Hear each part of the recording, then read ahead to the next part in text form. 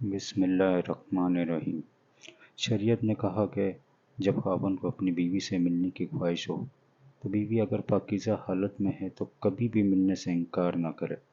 हदीस पाक में है कि अगर ये ऊँट पर भी सवार है तो नीचे उतरे और ख़ावंद की ख्वाहिश को पूरा करे।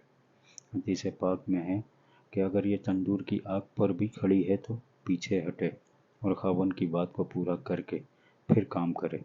और आजकल की लड़कियां अपने ख़ावंद से अपनी बात मनवाने के लिए इसको आलह के तौर पर इस्तेमाल करती हैं। ये बहुत बड़ी गलती है।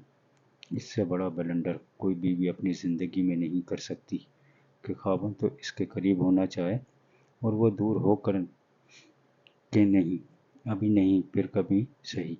ये तमाम बातें ख़ावंद को गैर मुतमईन कर देती हैं। चनाचा वो इत्मीनान के लिए दूसरों को तलाश करता है और ख़ावंद अगर गुनाह करेगा तो इसके गुनाह में बीवी भी बराबर की गुनहगार होगी। औरतें ये मत सोचें कि हम बड़ी पाक दामन हैं, घर में रहती हैं या आगे पीछे मामला कर देती हैं। अगर आपके ख़ावंद ने बाहर जाकर निगाह गैर महरम पर डाली तो क़यामत के दिन आपके गले में भी रस्सी डाली जाएगी।